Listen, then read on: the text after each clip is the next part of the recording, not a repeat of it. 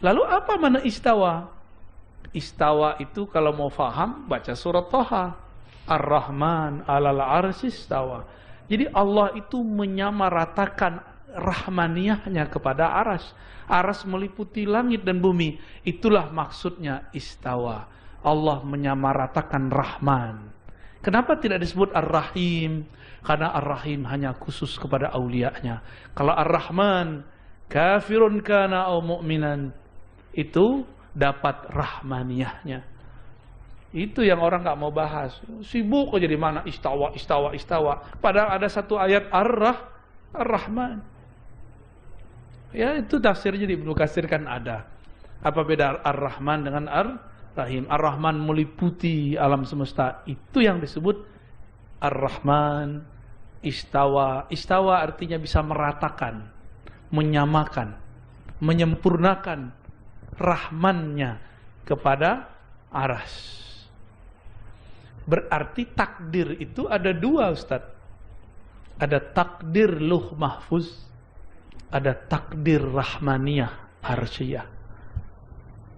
Yang tertulis di situ, inna rahmati sabaqat ghadabi. Sesungguhnya rahmat kasih sayangku meliputi kepada ghadabi. Jadi antum kalau ruhaninya sudah mulai berkiblat kepada Ar-Rahman 'alal 'arsy istawa, pasti sayangnya kepada makhluk lebih banyak daripada benci. Ini cuma beda tipis doang, sama jingkrang sama enggak jingkrang udah beda, paham kita ya? Cuma beda jenggot tidak berjenggot, kita sudah nggak nyaman ngeliat orang. Tapi saya ngelihat senang sekali pada sore ini. Ada jenggotnya segini, duduk apa kita? No. Ada jenggotnya jenggot akhi-akhi biasa ya. Akhi ukhay. Ada yang tak berjenggot. Antum rajul, Ustaz. Iya. Bukan, dan itu canda-candaan. Dulu waktu kita masih SMA kita digituin. Jenggot saya nggak tumbuh-tumbuh. Sekali tumbuh 3 helai. Waduh, kalau mau dipanjangin malu juga kita ya. Sekali dipegang mau bocah kecil, ketarik. Itu kayak gigi kita mau copot rasanya. Allahu Akbar ya. Dan yang paling lucu mereka sekarang bergumam, itu ada videonya ya, dari Mesir pada dari mana tuh orangnya. Atamanna law an ada'a al-isbal wa al-lihyah fi kitab at-tauhid. Nah, udah begitu mereka sekarang. Mereka sudah bergumam, sudah ngayal, narok bab jenggot sama jingkrang di bab tauhid. Nauzubillah, betapa ekstrimnya itu. Imam katanya ikut Imam Sunnah. Imam Bukhari pernah nggak narok bab jingkrang, bab jenggot di bab Kitabul Iman dan Tauhid? Nggak ada. Di Kitabul Shalah aja nggak ada. Yang ada cuma di Kitabul Zina, ya Kitabul Malabis. 2 kitab itu aja. Selebihnya nggak ada kaitan dengan itu. Tapi mereka bagaimana menghukumi orang dengan fisik? Ya, akibat gagal belajar akidah. Ya, nauzubillah min dzalik. Wa huwa mustaghni 'anil 'arsy wa ma dunah muhitun bi kulli syai' wa fawqah.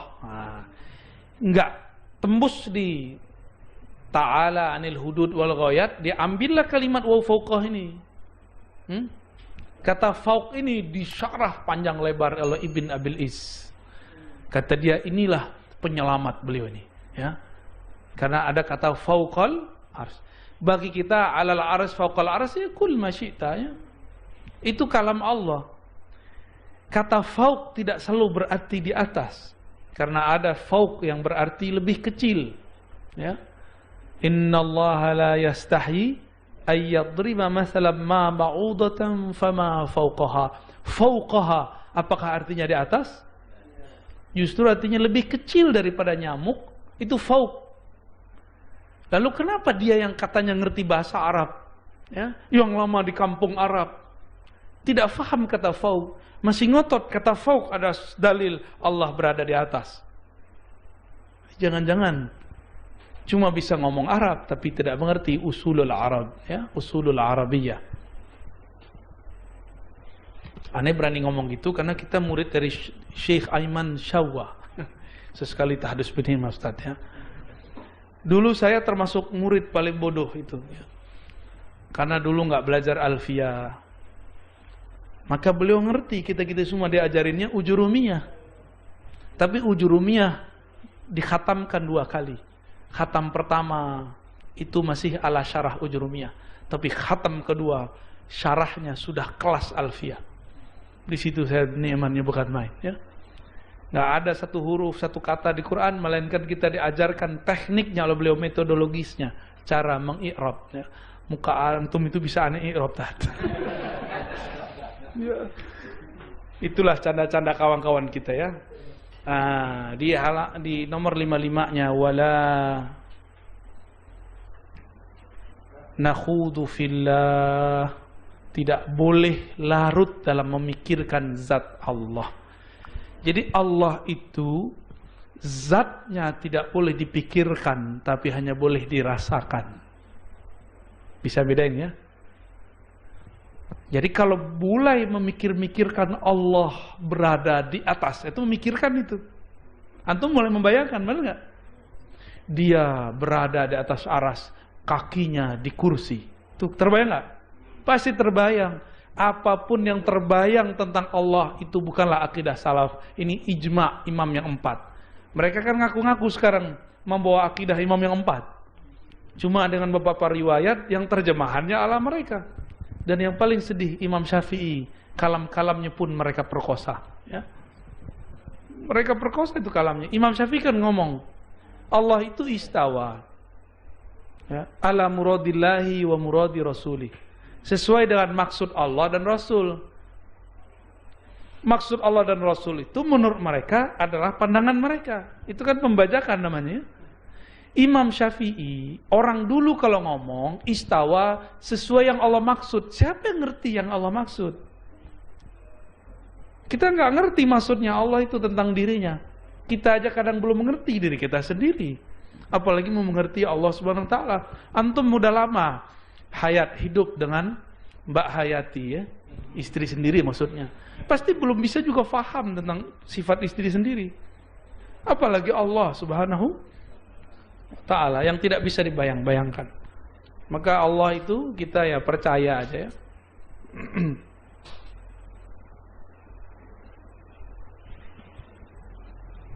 Terus ada yang penting lagi, Ustaz, ya. 62 al-iman wal iqrar bil lisan wa tasdiq bil janan. Nah, ini sama dengan Imam Asy'ari.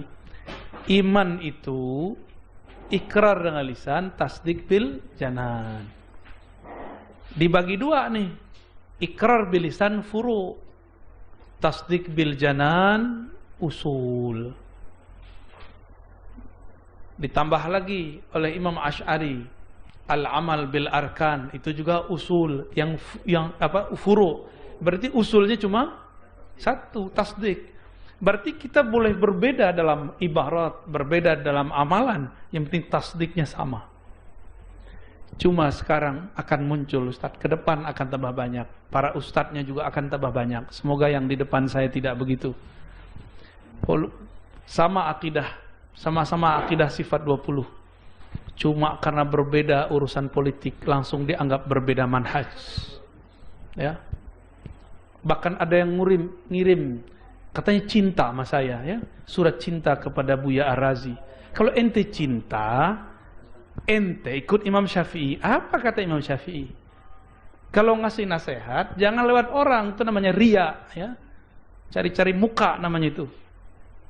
Kalau mau nasihatin orang, kata Imam Syafi'i, nasihatin 4 mata. Ini kan enggak, ya. Tapi saya enggak merasa tersinggung juga, ya. Niatnya enggak tulus soalnya. Ngakunya dulu pernah salafi, ternyata dalamnya ikhwan muslimin. Kita kan gak anti juga ikhwan muslimin kalau dia ikhwan musliminnya Hasan Al-Banna. Tapi kalau musliminnya Said Qutb, saya kritik, karena guru-guru antum di Al-Azhar mengkritik Said Qutb. Benar gak?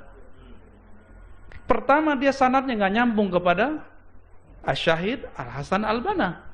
Yang kedua, akidahnya terkena akidah takfiriyah.